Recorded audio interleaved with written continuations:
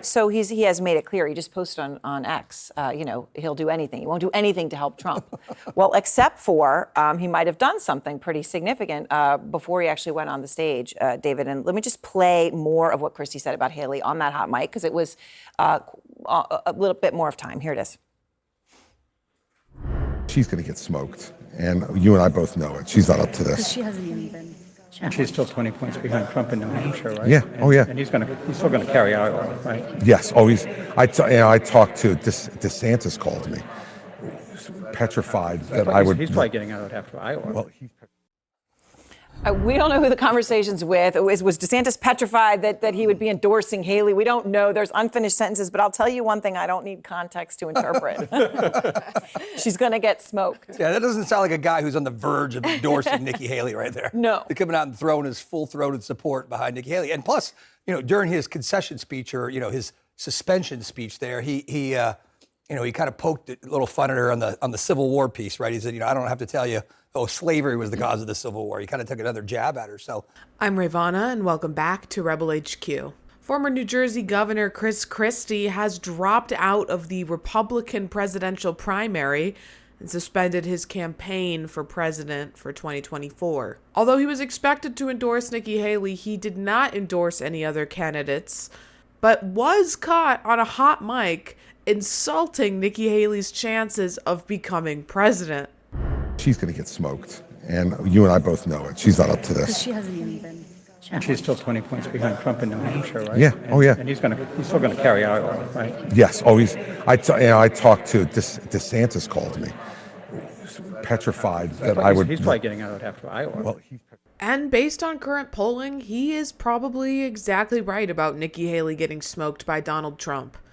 In Iowa, Donald Trump is currently polling at 52.3%, while Nikki Haley sits at 17.7%, and Ron DeSantis is polling at 16.2%.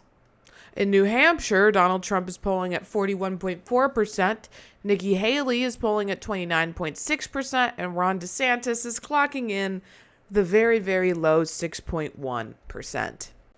And finally, nationally, Donald Trump is polling at 60.4%, with Ron DeSantis in second at 12.1%, but Nikki Haley right on his heels with 11.7%.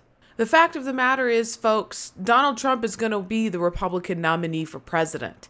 He's going to win the primary, and he's going to win it easily. And I believe that whoever Christie was speaking to on that hot mic's prediction is going to be right, that Ron DeSantis might not even make it to New Hampshire. Although Christie may be feeling embarrassed that this moment was captured on a hot mic, it wouldn't be the first time he's gone after Nikki Haley.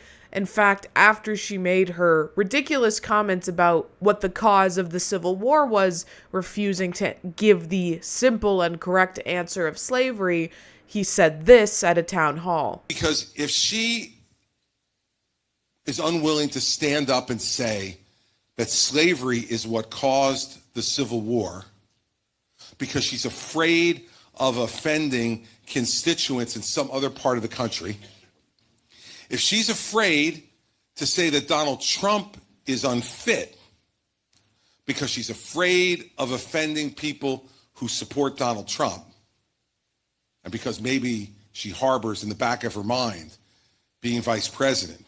And everything he said there was correct. And Christie was pretty much the only candidate for president in the Republican pool willing to criticize Donald Trump, to go after him, and, as Christie puts it, to tell the truth. This was something he highlighted during his campaign suspension speech, something that will be noticeably absent in the coming weeks of this election. From the beginning, we've been in this race to tell the truth. Fact is that as we were watching this race come together, from where Mary Pat and I were sitting at home in New Jersey, we were really concerned that nobody would tell the truth in this race about what's really at stake.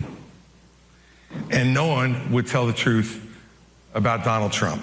So for all the people who have been in this race, who have put their own personal ambition ahead of what's right, they will ultimately have to answer the same questions that I had to answer after my decision in 2016. And in 2016, Chris Christie's decision was to get behind Donald Trump, to help support his candidacy for president as well as his presidency, something he has stated in no uncertain terms he will not be doing now. But it is something we can expect of Nikki Haley and Ron DeSantis when they inevitably lose the Republican primary. It's clear that Nikki Haley is angling for a vice presidency in a Trump administration, and Ron DeSantis is just going to take whatever he can get. Both of them are probably crossing their fingers and praying that Donald Trump goes to jail and is unable to run for president so that they get a shot at it.